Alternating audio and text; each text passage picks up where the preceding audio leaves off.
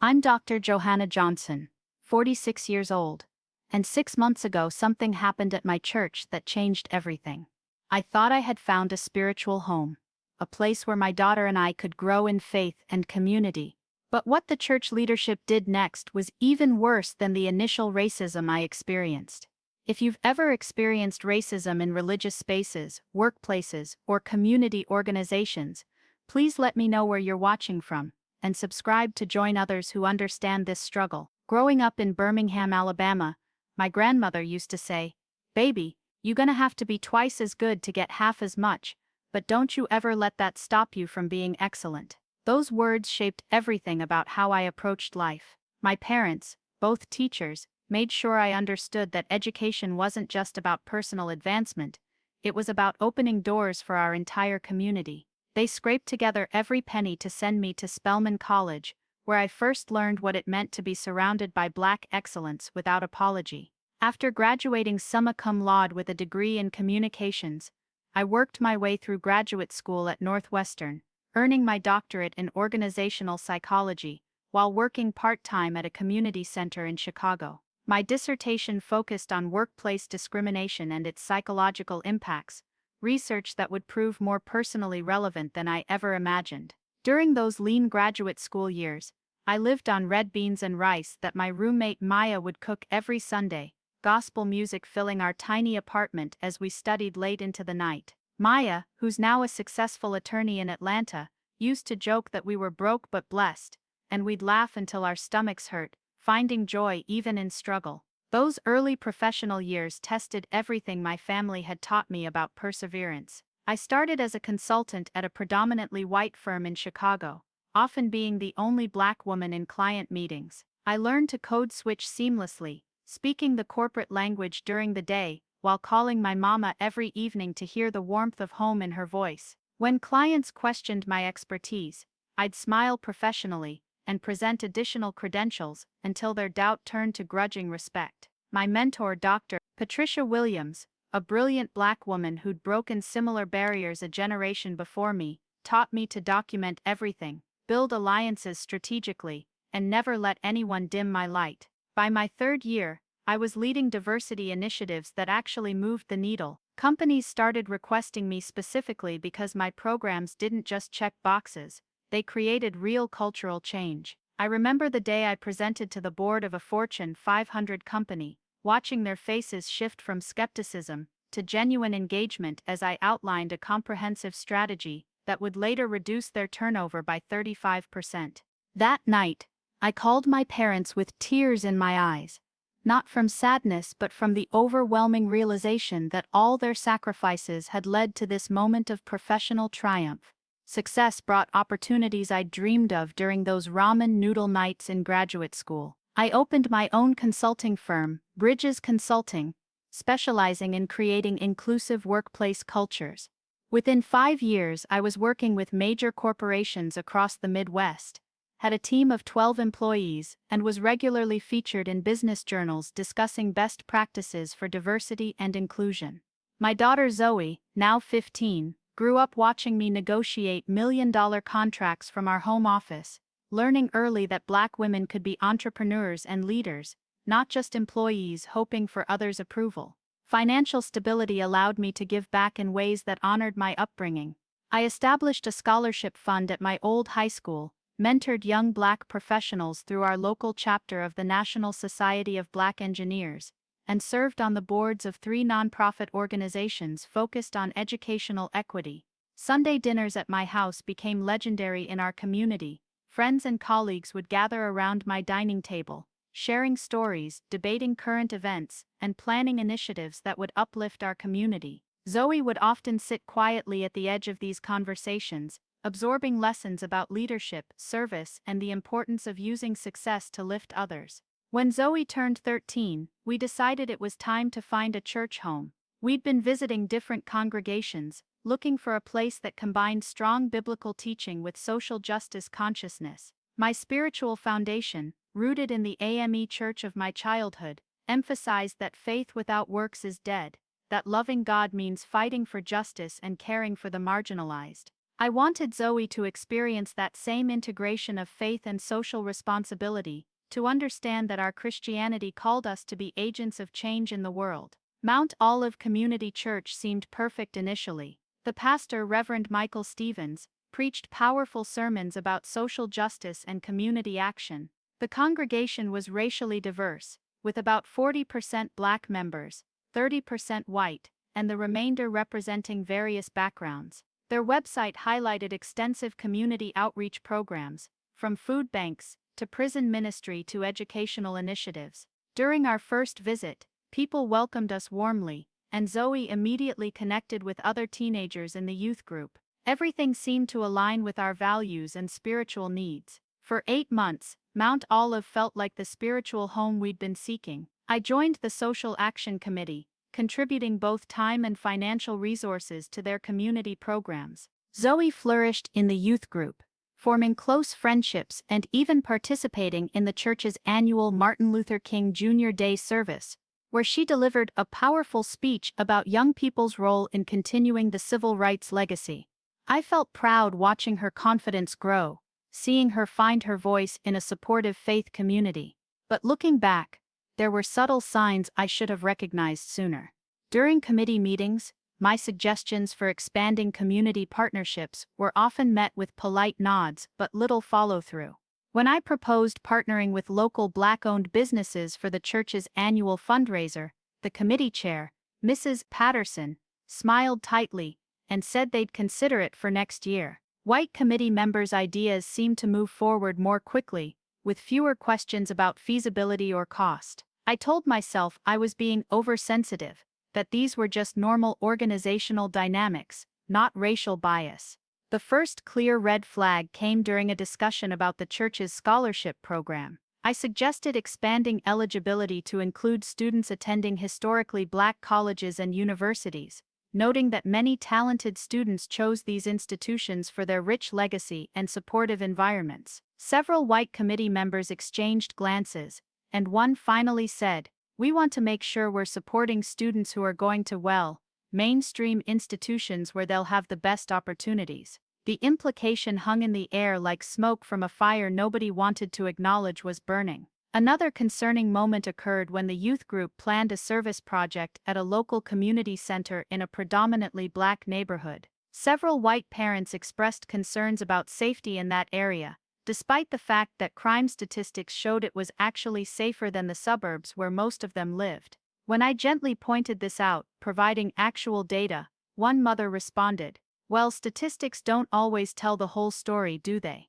The coded language was becoming impossible to ignore, but I still hoped I was misreading the situation.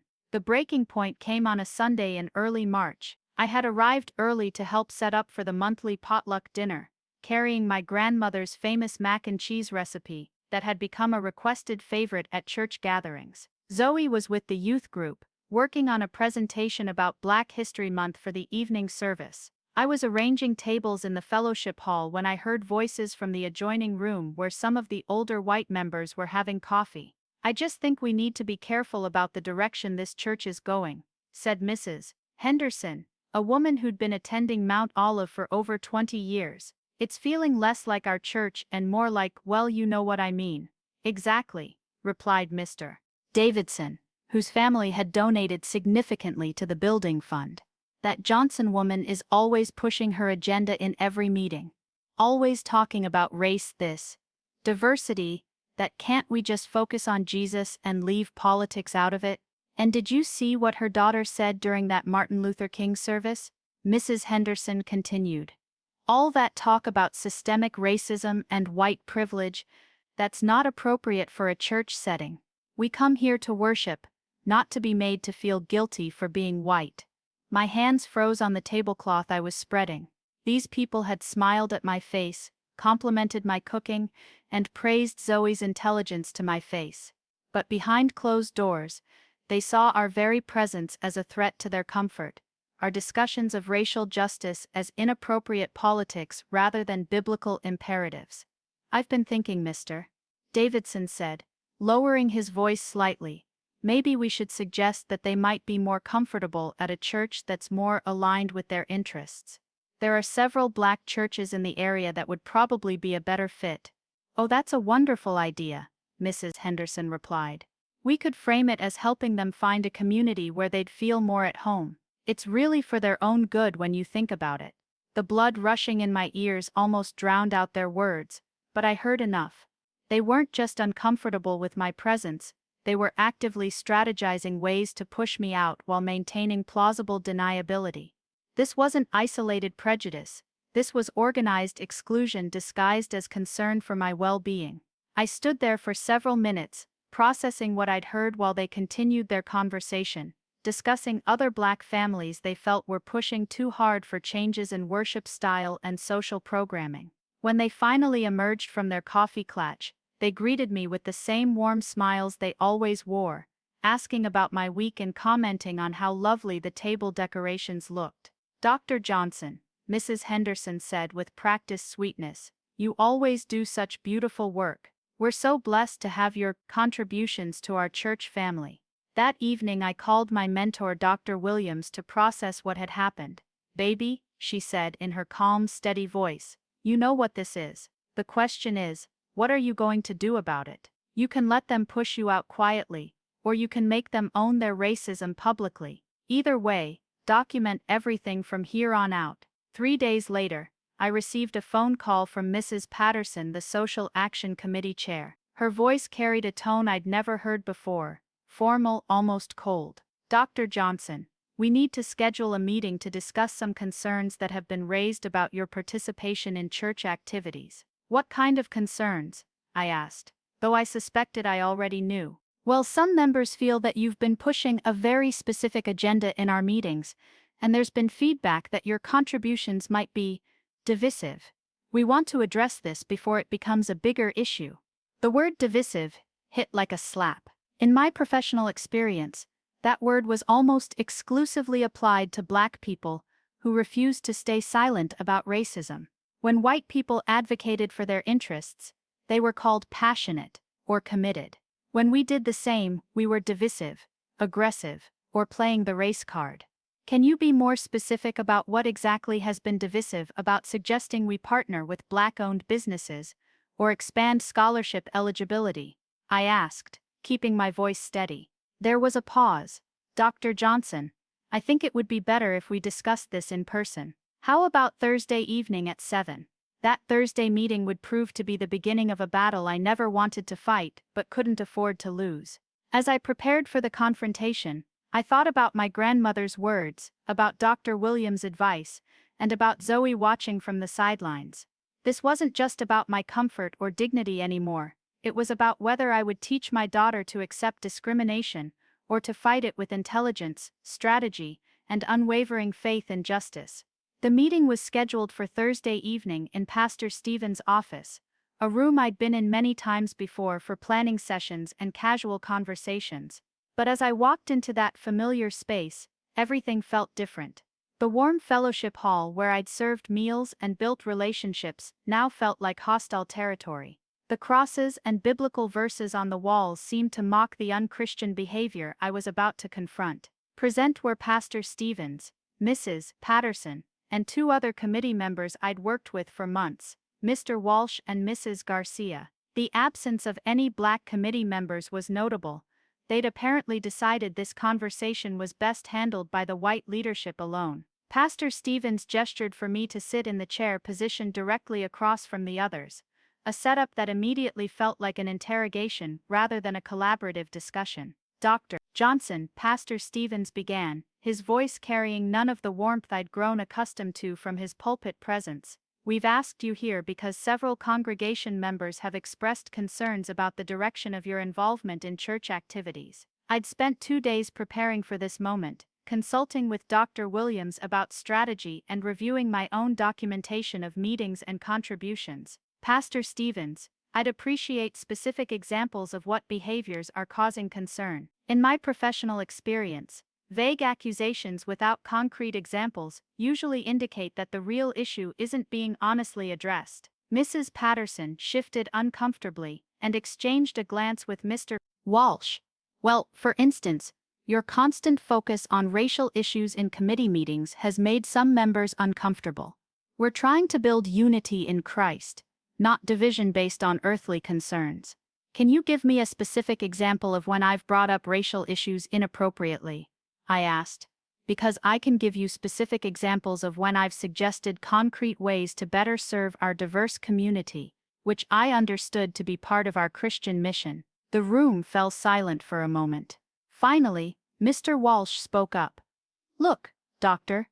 Johnson, we're not saying you've done anything wrong exactly. It's just that your intensity about these issues might be better served in a congregation that's more focused on those particular concerns. There it was, the polite suggestion that I find my own kind that I'd overheard being planned. The phrase hung in the air like incense, sweet-smelling but toxic. Are you suggesting that I leave Mount Olive? I asked, directly. We're suggesting, Mrs. Patterson said carefully, that you might find a spiritual home that's more aligned with your particular passion for social justice issues. There are several churches in the area that focus heavily on those concerns. Pastor Stevens, who had remained quiet, finally spoke. Dr. Johnson, we value your contributions, but we also need to consider the comfort and spiritual needs of our entire congregation. Some members feel that discussions about systemic racism and white privilege, even when well-intentioned, create an atmosphere of guilt and division rather than Christian unity. I looked around the room at these people I'd served alongside, shared meals with, and trusted with my spiritual growth.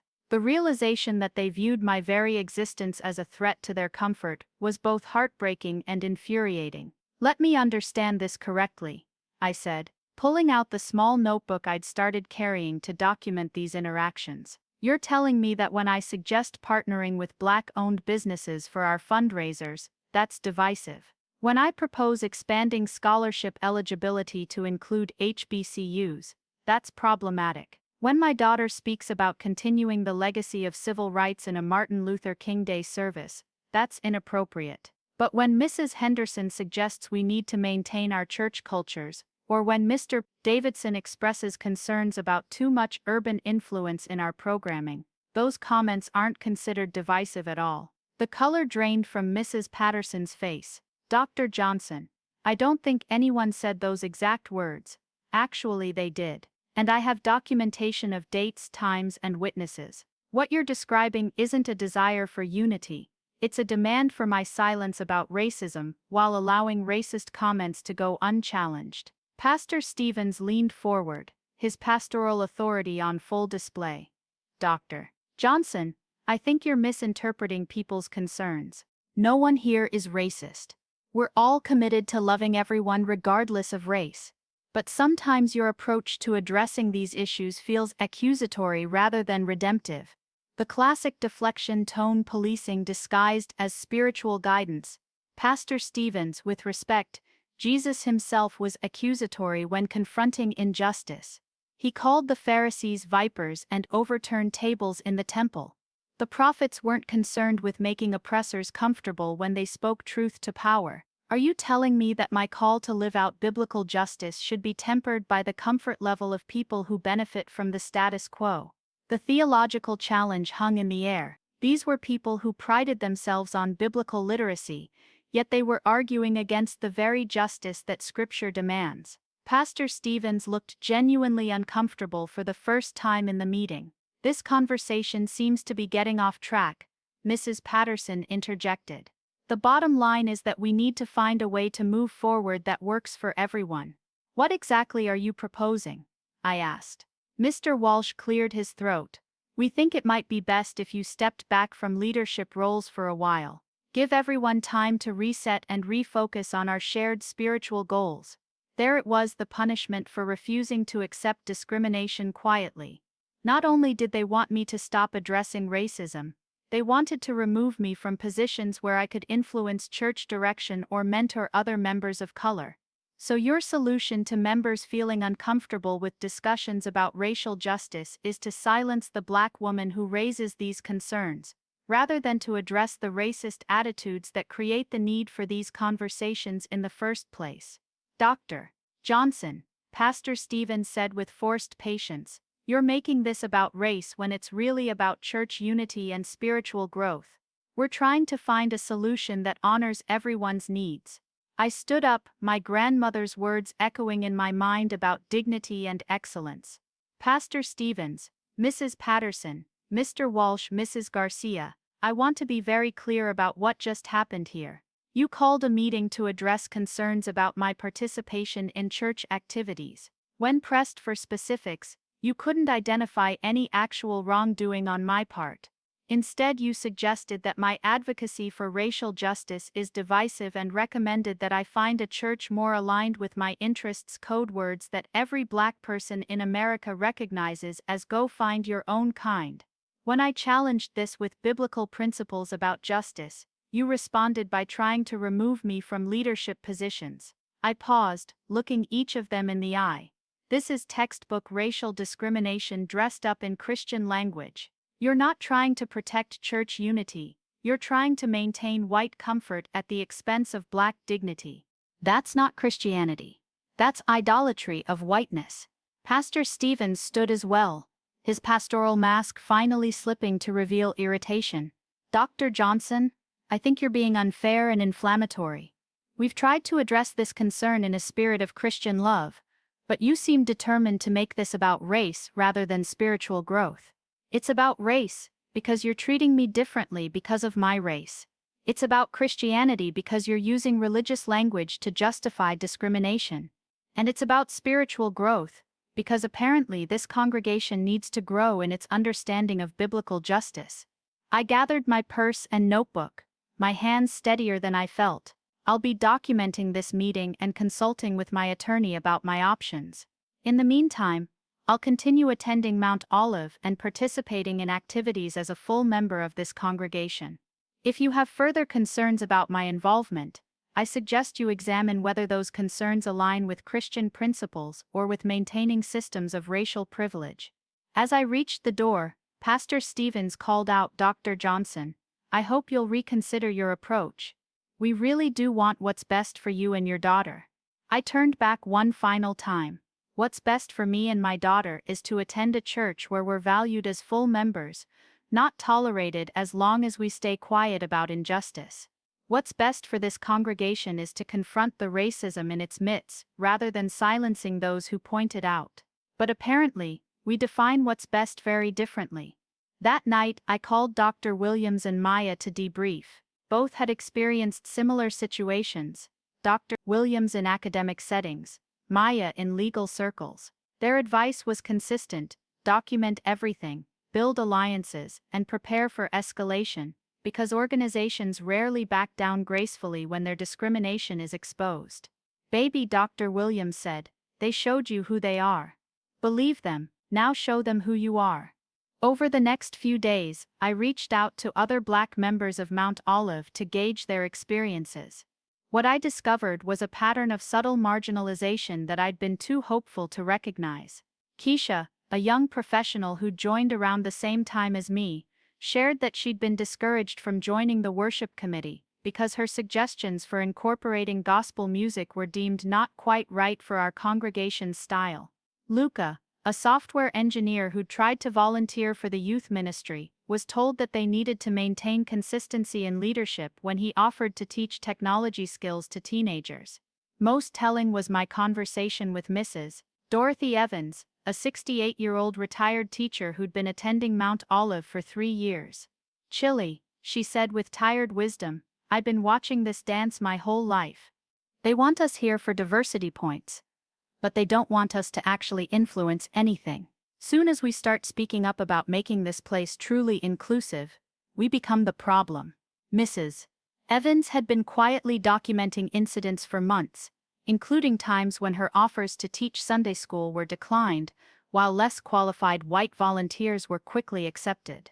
She'd noticed how Black children were often left out of speaking roles in church programs, and how suggestions from Black members were consistently tabled while similar suggestions from white members moved forward. "I stayed quiet because I needed a church home," she admitted. "But watching them try to push you out just for speaking truth has me ready to fight. My granddaddy didn't face down the Klan so I could smile and nod when churches practiced Jim Crow with a smile." By the end of the week, I had connected with 8 Black families who were experiencing various forms of marginalization at Mount Olive. We decided to meet at my house the following Sunday to discuss our options. What emerged from that gathering was a clear picture of systemic exclusion disguised as individual personality conflicts or cultural preferences. The situation escalated the following Sunday when I arrived for morning service to find that my name had been quietly removed from the list of committee chairs in the church bulletin. No one had informed me of this change, and when I approached Mrs. Patterson before service, she seemed genuinely surprised that I was upset. "Oh, Dr. Johnson, I thought Pastor Stevens had spoken with you about stepping back from leadership roles while we work through these adjustments." "No one spoke with me about removing me from any position. I was asked to consider reducing my involvement, which I declined to do. Well, we felt it was best to make the change preemptively to avoid any confusion." There it was. Retaliation for refusing to accept discrimination. They were unilaterally removing me from leadership without due process, hoping I would accept the demotion quietly rather than cause a scene in church. After service, I requested an immediate meeting with Pastor Stevens. When we sat down in his office, I laid out the situation clearly. "Pastor Stevens, removing me from committee leadership without notification, due process, or valid cause is retaliation for my refusal to accept discriminatory treatment. This violates both church bylaws and potentially civil rights laws." Pastor Stevens shifted uncomfortably. "Dr. Johnson, we're trying to find a peaceful resolution to a difficult situation. Sometimes stepping back temporarily can help heal relationships and restore unity." Whose relationships need healing? The Black members who are being marginalized, or the white members who are uncomfortable being called out for racist behavior? I really wish you wouldn't make everything about race. I wish you would acknowledge race when it's clearly the determining factor in how people are being treated. Our conversation continued for 30 minutes, with Pastor Stevens repeatedly trying to frame the situation as a personality conflict rather than racial discrimination. When I presented him with documentation of the pattern of treatment toward Black members, he expressed surprise and promised to look into it. But his body language and defensive responses made clear that he was more interested in managing the situation than addressing the underlying racism. The following Tuesday, I received a certified letter from the church board requesting a formal meeting to discuss my continued participation at Mount Olive. The letter, signed by 5 board members including Mrs. Patterson and Mr. Walsh, cited concerns about my divisive behavior and attempts to impose a political agenda inconsistent with our spiritual mission. The legal language in the letter was clearly designed to build a case for removing me from membership entirely. I immediately forwarded it to my attorney Jennifer Martinez, a civil rights lawyer who specialized in religious discrimination cases. "This is textbook retaliation," Jennifer said during our consultation. "They're creating a paper trail to justify removing you after you complained about racial discrimination. The timing and language make their intent clear." Jennifer explained that while religious organizations have broad discretion in their internal affairs, they cannot discriminate based on race even when hiding behind religious freedom claims. The pattern of treatment toward Black members, combined with the documented attempts to silence discussion of racial issues, created a strong case for civil rights violations. The question is whether you want to fight this legally or use other strategies to address the situation. Legal action against a church is always challenging, but your documentation is excellent and the pattern is clear. I spent that evening in prayer and consultation with Dr. Williams, Maya, and my parents. The decision wasn't just about me, it would impact Zoe, other Black families at Mount Olive, and potentially set a precedent for how religious institutions handle racial discrimination. My parents, who had lived through the civil rights movement, reminded me that every battle for justice required someone to be willing to pay the personal cost. "Baby," my father said, "your grandmother used to say that sometimes you have to fight not because you want to, but because somebody has to. This isn't just about you anymore." The formal board meeting was scheduled for the following Thursday evening. Jennifer advised me to attend with representation and to continue documenting everything. She also suggested that I consider making the situation public, since churches often respond to community pressure more than legal threats. That Wednesday, I made a decision that would change everything. I called the local chapter of the NAACP, the Southern Poverty Law Center, and a journalist friend who covered religious and civil rights issues. It was time to stop allowing Mount Olive to handle their racism quietly and force them to address it in the light of public scrutiny. Thursday evening arrived with the weight of months of accumulated frustration and the anticipation of finally confronting institutional racism head-on. As I prepared for the meeting, I thought about all the Black people who had faced similar moments throughout history. The quiet courage required to stand up to systems designed to break your spirit while maintaining your dignity and faith. The church boardroom felt different that evening, charged with tension and the unspoken knowledge that this confrontation would determine not just my future at Mount Olive, but the church's commitment to the racial justice they claimed to support. As I walked through the doors of the building where I'd worshipped, served, and hoped to find spiritual community, I carried with me the prayers of my ancestors, the support of my community, and the unwavering belief that justice delayed is justice denied.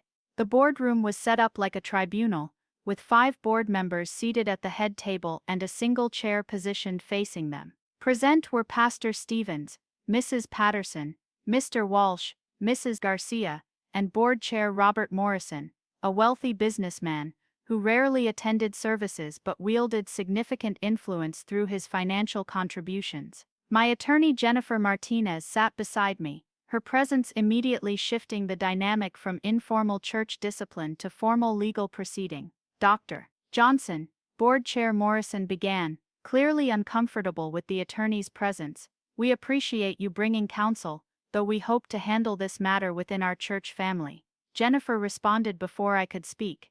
Mr. Morrison, my client has the right to representation when facing potential discriminatory actions. Given the documented pattern of racial bias at Mount Olive, legal counsel is not only appropriate but necessary. The mention of documented racial bias caused visible discomfort around the table. Pastor Stevens cleared his throat and attempted to regain control of the narrative. Dr. Johnson, we've asked you here to discuss ongoing concerns about your approach to participation in church activities. Several members have expressed that your focus on racial issues has created division and discomfort within our congregation. I had prepared extensively for this moment, consulting with Dr. Williams about strategy and reviewing civil rights case law with Jennifer. Pastor Stevens, before we proceed, I want to ensure this conversation is being recorded for accuracy. My attorney and I have documentation showing a clear pattern of discriminatory treatment toward Black members at Mount Olive, culminating in retaliation against me for raising these concerns. Mrs. Patterson shifted nervously. Dr. Johnson, we're not discriminating against anyone. We're simply trying to maintain a spirit of unity and focus on our spiritual mission rather than divisive political issues. Mrs. Patterson, I replied, pulling out my detailed notes. Let me read you some direct quotes from conversations I've documented over the past 3 months.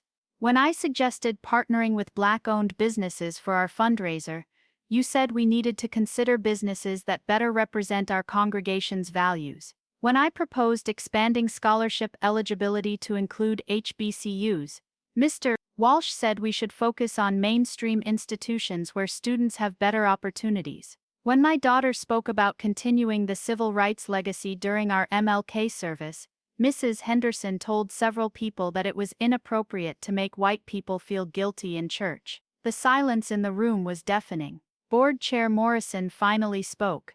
Dr. Johnson, even if some unfortunate comments were made, that doesn't constitute a pattern of institutional racism. We're talking about individual statements taken out of context. Jennifer leaned forward.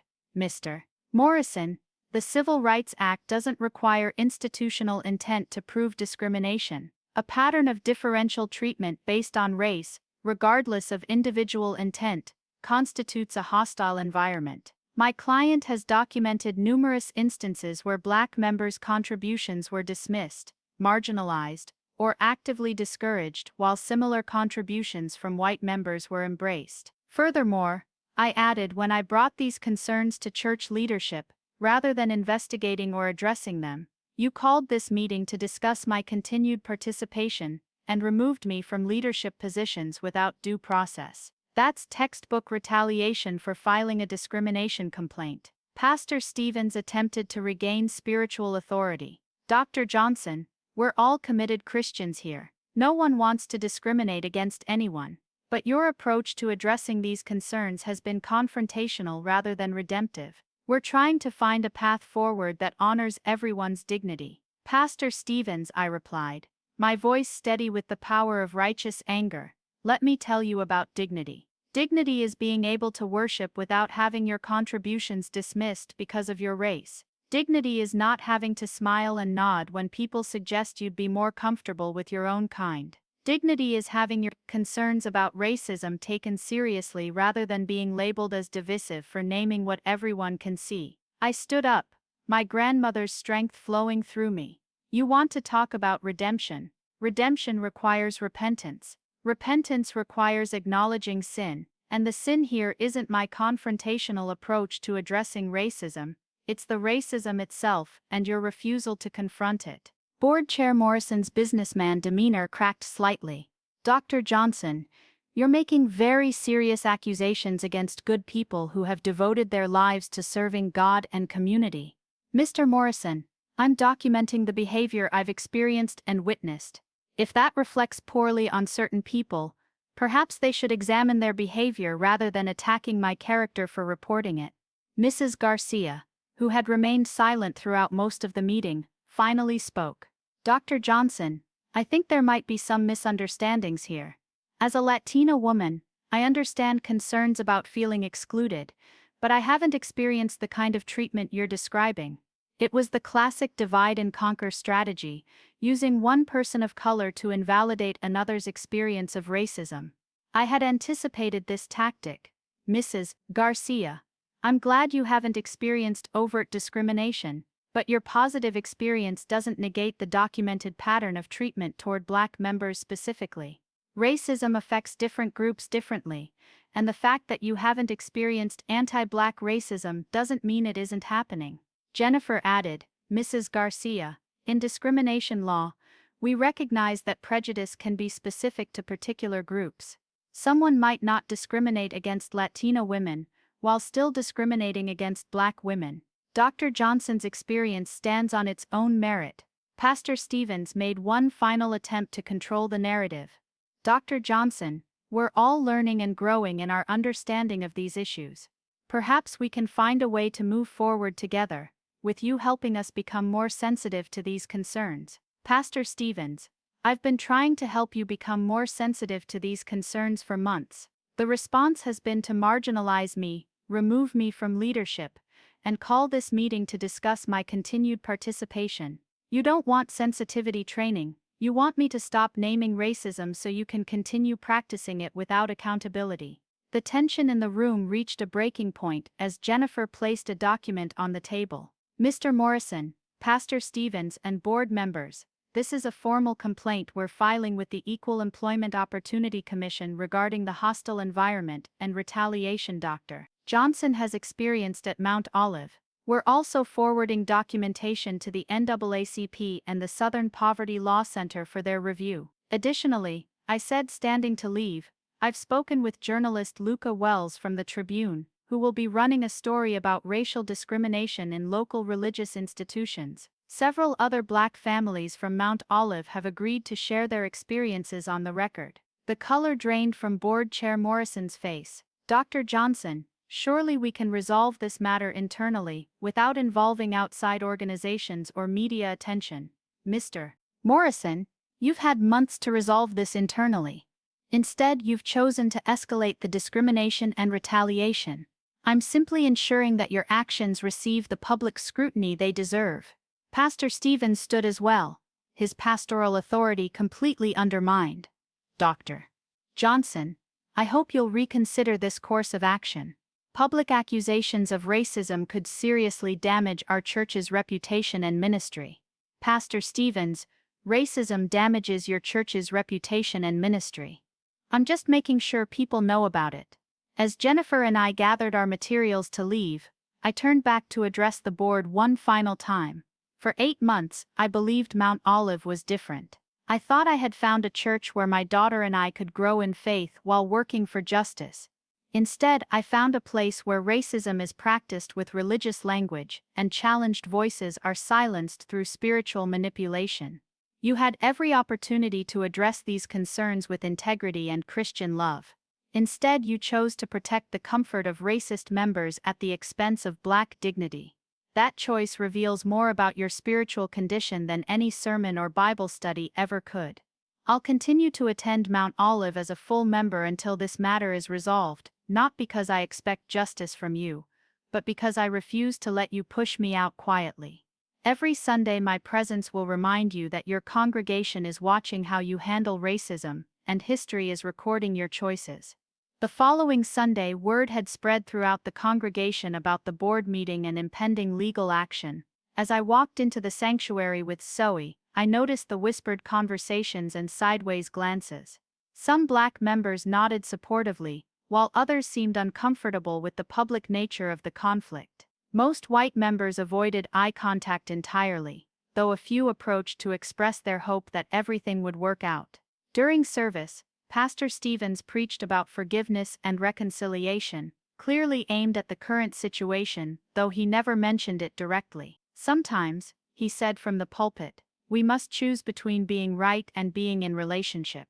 Christ calls us to unity, to laying down our grievances for the sake of community. The theological manipulation was breathtaking in its audacity. He was essentially arguing that I should forgive ongoing racism for the sake of maintaining relationships with racists. After service, I approached Pastor Stevens privately. Pastor Stevens, that was an impressive sermon about forgiveness. I'm curious when you plan to preach about repentance, since biblical forgiveness requires acknowledgement of sin and commitment to changed behavior. He looked genuinely surprised that I would challenge his spiritual authority so directly. Dr. Johnson, I was speaking generally about the need for grace in all our relationships.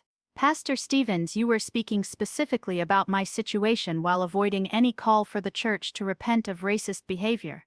That's not biblical preaching. It's spiritual manipulation designed to protect the status quo.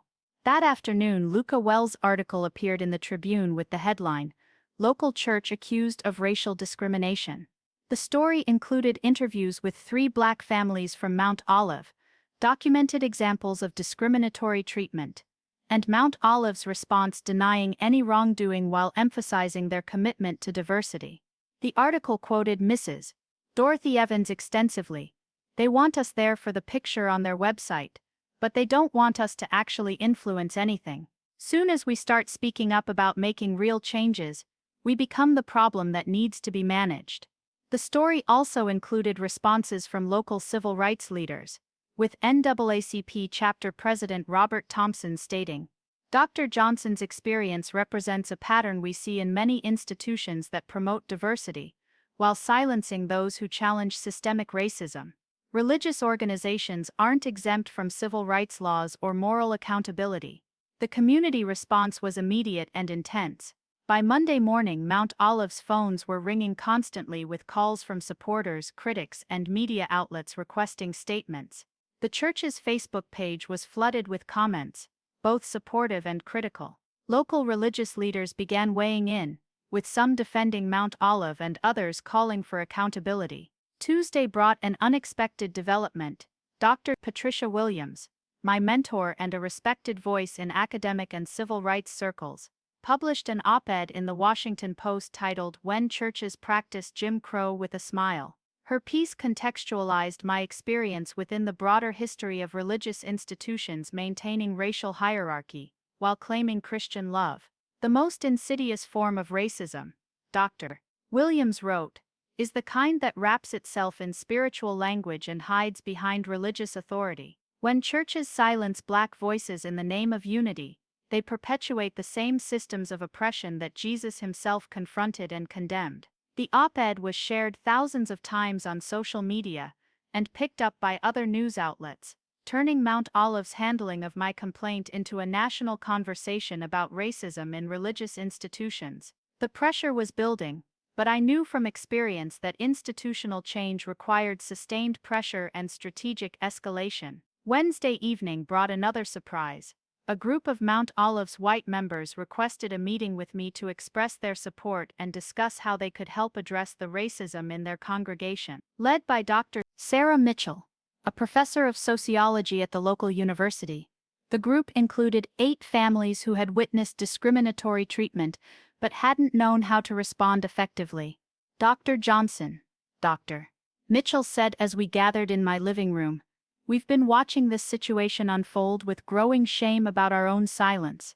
Your courage in speaking out has forced us to confront our complicity in maintaining a racist status quo."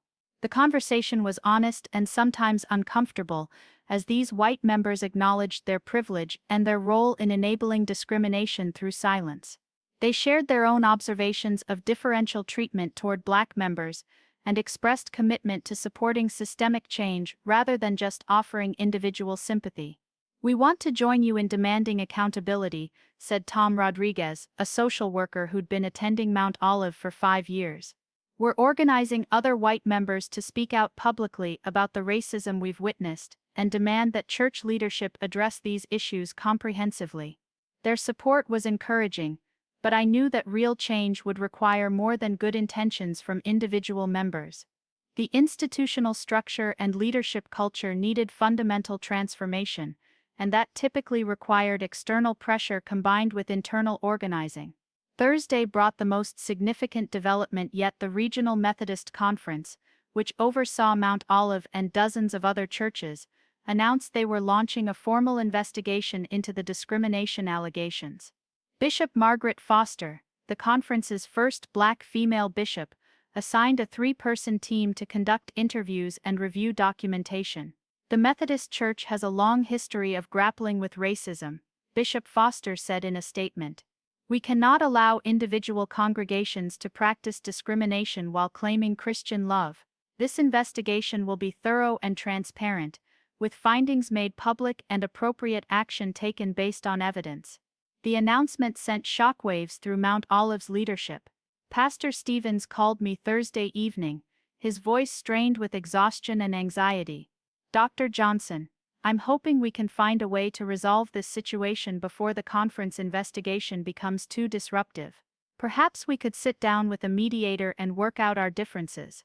Pastor Stevens, you've had multiple opportunities to address racism at Mount Olive through internal processes.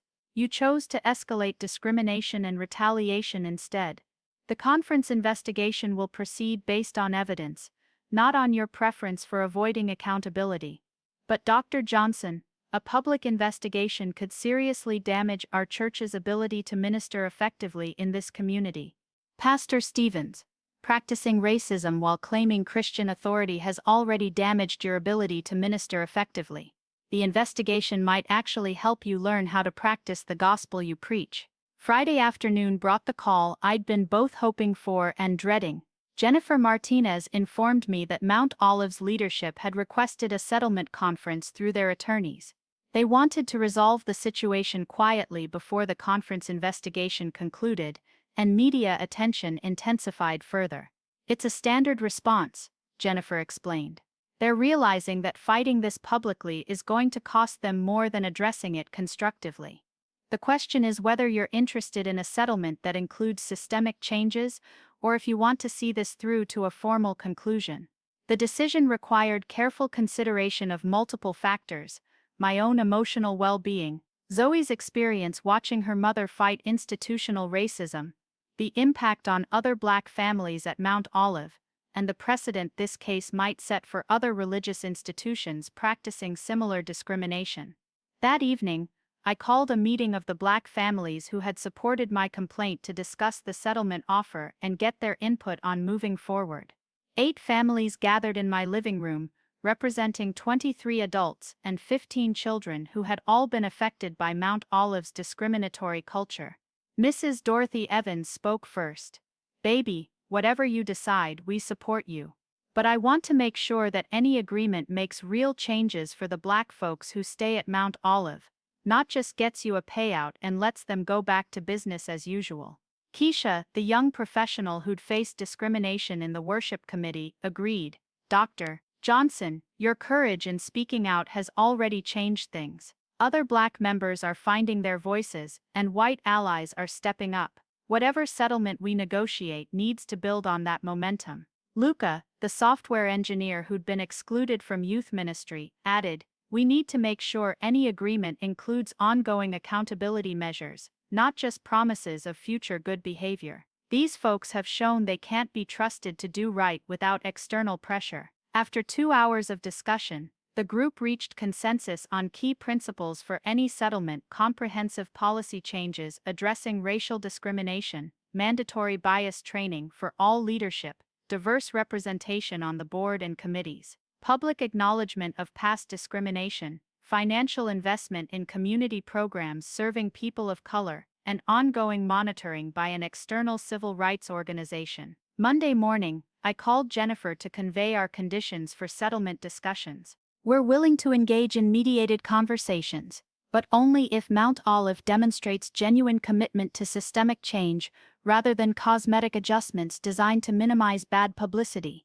The mediation was scheduled for the following Thursday, with retired federal Judge Helen Washington serving as mediator. Judge Washington, a Black woman with extensive experience in civil rights cases, had a reputation for holding institutions accountable while finding practical solutions to discrimination complaints. As we prepared for mediation, I reflected on the journey from that first Sunday 8 months ago, when Mount Olive seemed like the spiritual home Zoe and I had been seeking. The naive hope I'd felt then seemed like a lifetime ago, replaced by hard-won wisdom about institutional racism and the personal cost of fighting it. But I also recognized the growth that had emerged from this painful experience. My relationship with Zoe had deepened as she watched her mother stand up to injustice with strategic intelligence rather than reactive anger. My connection to the broader Black community had strengthened through shared struggle and mutual support. And my understanding of my own power and responsibility as an advocate for justice had expanded beyond what I'd thought possible. The night before mediation, I called my parents and my grandmother to draw strength from their wisdom and experience. My grandmother, now 89 years old but still sharp as a tack, reminded me of something she'd told me as a child. "Baby," she said in her voice that carried decades of struggle and survival, "fighting racism ain't about changing racist hearts, that's God's work. Fighting racism is about changing racist behavior and systems so they can't hurt the next generation. You done already won by refusing to accept their treatment. Now make sure your victory means something for the babies coming behind you." The mediation session took place in a conference room at the federal courthouse, a neutral setting that emphasized the legal seriousness of the discrimination allegations. Present were representatives from Mount Olive including Pastor Stevens and Board Chair Morrison, their attorney Jennifer Martinez and myself, and Judge Washington as mediator. Judge Washington opened the session by establishing ground rules and explaining the mediation process. "We're here to explore whether there's a path forward that addresses Dr. Johnson's concerns about racial discrimination while allowing Mount Olive to move forward constructively. This isn't about determining guilt or innocence, it's about finding solutions that work for everyone involved." Mount Olive's attorney David Hartley began by expressing the church's desire to resolve the situation amicably. "My clients want to emphasize that they've never intended to discriminate against anyone. Any misunderstandings that have occurred were the result of communication breakdowns rather than racial bias." Jennifer responded immediately, "Mr. Hartley, my client has extensive documentation showing a pattern of discriminatory treatment toward Black members, including specific examples of differential responses to identical suggestions based on the race of the person making them. This isn't about intent, it's about impact and systemic behavior." Judge Washington intervened before the discussion could become adversarial. "Let's focus on solutions rather than relitigating the allegations. Dr. Johnson, can you outline what changes you believe would address the concerns you've raised?" I had prepared extensively for this moment, consulting with civil rights experts and community advocates to develop comprehensive recommendations. Judge Washington, "Meaningful change requires addressing both individual behaviors and institutional systems. Specifically, we're requesting comprehensive anti-discrimination policies with clear reporting and accountability mechanisms, mandatory implicit bias training for all leadership and staff, diverse representation on the board of trustees and major committees, public acknowledgement of past discriminatory treatment, financial investment in community programs serving people of color, and ongoing monitoring by an external civil rights organization to ensure compliance. Pastor Stevens looked visibly uncomfortable as I outlined these requirements. Dr. Johnson, some of these demands seem quite extensive for what we believe were isolated misunderstandings rather than systematic discrimination. Pastor Stevens, I replied, if you truly believe these were isolated misunderstandings, then implementing comprehensive anti-discrimination measures should be easy since you wouldn't expect them to identify any additional problems. The fact that you're resistant to accountability measures suggests you know the problems run deeper than you're willing to admit publicly. Board Chair Morrison shifted nervously. Dr. Johnson, we're concerned about the financial implications of some of these requirements, particularly the external monitoring and community investment. Judge Washington leaned forward. Mr. Morrison, what's the estimated cost of implementing Dr. Johnson's recommendations? Mount Olive's attorney consulted his notes. We estimate the training, policy development, and first-year monitoring would cost approximately $75,000, with ongoing annual costs of about $25,000.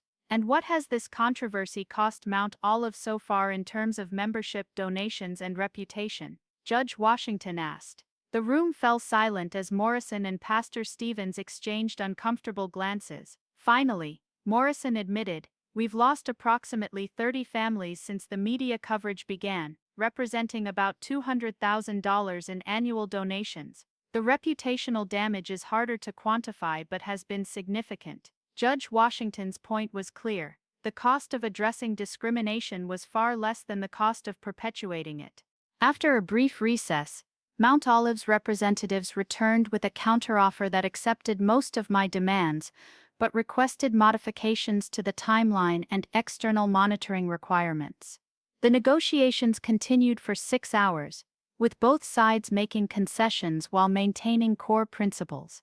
By early evening, we had reached agreement on a comprehensive settlement that included implementation of detailed anti-discrimination policies within 90 days, mandatory bias training for all leadership staff, and volunteer coordinators. Addition of 3 Black community leaders to the Board of Trustees, establishment of a diversity and inclusion committee with significant Black representation. Public acknowledgement of past discriminatory treatment and commitment to change. $100,000 investment in community programs serving people of color over 3 years. 2 years of external monitoring by the Regional Council for Civil Rights. My reinstatement to all leadership positions with public acknowledgement of retaliation. Judge Washington concluded the session by emphasizing the significance of the agreement. This settlement represents more than resolving a single complaint. It's a model for how religious institutions can address racism constructively, rather than defensively. The real test will be in implementation and ongoing commitment to change. As we left the courthouse, Jennifer and I both felt cautious optimism about the outcome. The settlement was comprehensive and included meaningful accountability measures. But we knew that real change would depend on Mount Olive's willingness to implement the agreement in good faith, rather than just meeting minimum requirements. 3 months later, the transformation at Mount Olive was remarkable and ongoing. The bias training sessions, facilitated by Dr. Williams and a team of experts, had sparked honest conversations about race that many members had never experienced in a church setting. The new diversity committee had already implemented changes to worship services, programming, and community outreach that reflected the congregation's actual diversity. Most significantly, the 3 new Black board members, including Mrs. Dorothy Evans, had brought institutional knowledge and community connections that were already improving Mount Olive's relationships with the broader Black community. The church's annual Community Day now featured partnerships with Black-owned businesses, historically Black colleges, and civil rights organizations. Pastor Stevens, initially resistant to many changes, had grown into his role as a leader committed to racial justice, rather than just racial harmony. His sermons began incorporating more direct references to systemic racism and Christians' responsibility to fight injustice, even when it made some members uncomfortable. I've learned, he said, during a sermon 6 months after the settlement, That unity without justice isn't Christian unity, it's comfortable complicity. True Christian community requires the courage to confront sin, even when that sin is wrapped in religious language and practiced by people we like. The external monitoring by the Regional Council for Civil Rights provided ongoing accountability and support for the changes. Their quarterly reports documented significant improvements in Black member retention, leadership participation, and overall church culture while identifying areas needing continued attention. Perhaps most importantly, the case had inspired similar efforts at other religious institutions throughout the region. The Methodist Conference had adopted Mount Olive's anti-discrimination policies as a model for other churches, and several congregations had proactively begun addressing their own issues with racial exclusion before facing complaints. For me personally, the experience had been transformative in ways I hadn't anticipated. Fighting institutional racism had connected me more deeply to the long history of Black resistance and resilience, while also teaching me about my own power to create change when armed with strategy, community support, and unwavering commitment to justice.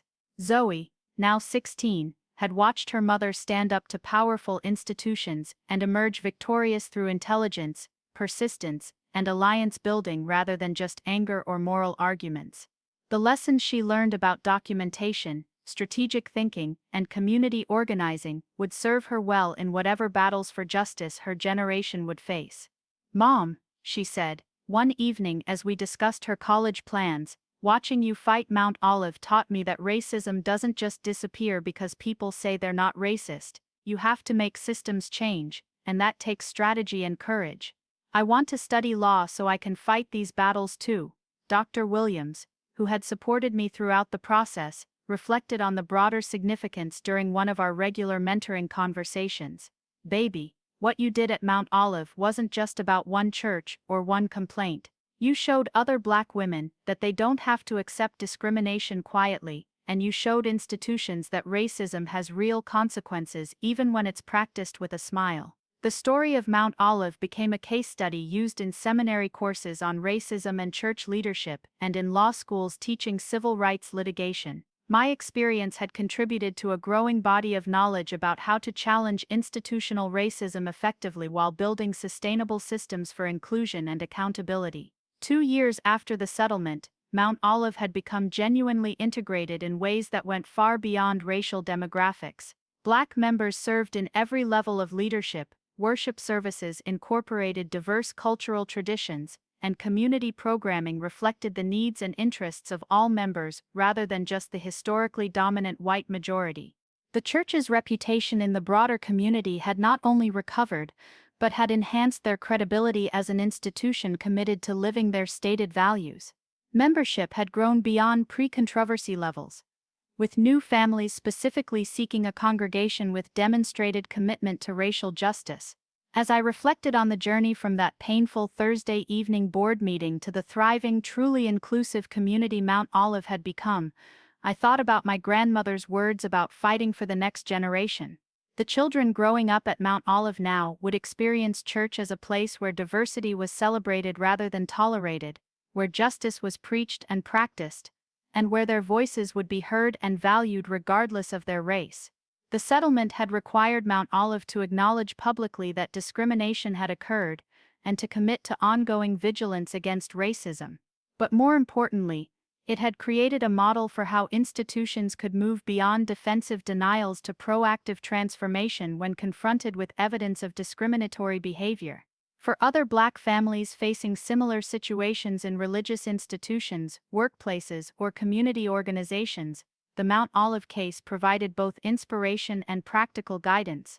Documentation, strategic alliance building, community support, legal representation, and media pressure had combined to create irresistible momentum for change. The story also demonstrated the importance of defining success broadly rather than narrowly. While financial compensation and policy changes were important outcomes, the deeper victory was in transforming an institution's culture and creating lasting change that would benefit future generations. As I stood in Mount Olive Sanctuary on a recent Sunday morning, watching my daughter serve as a youth leader, listening to Pastor Stevens preach about Christians' responsibility to fight systemic oppression, and seeing black and white families worship together in genuine community, I felt profound gratitude for the journey we had traveled. The path from discrimination to transformation had been difficult, costly, and sometimes lonely, but it had also been empowering, community building, and ultimately victorious in ways that extended far beyond my individual experience. The little girl who had learned from her grandmother about being twice as good to get half as much had grown into a woman who refused to accept half measures when fighting for full equality. And in that refusal, in that strategic resistance to institutional racism disguised as Christian love, Mount Olive had been forced to confront its own reflection and choose between maintaining comfortable discrimination or embracing uncomfortable justice. The choice they ultimately made, guided by external pressure, legal accountability, and the moral courage of allies within their own community, had transformed not just their church, but their understanding of what Christian community could and should look like. The fight wasn't over, of course. Racism adapts and evolves, finding new ways to maintain old hierarchies even as legal and social pressure forces surface-level changes. But Mount Olive now had the tools, systems, and commitment necessary to recognize and address discriminatory behavior before it became entrenched again. More importantly, the black families who had supported my complaint were now empowered advocates within their own religious community, equipped with knowledge, confidence, and institutional backing to challenge racism whenever it emerged.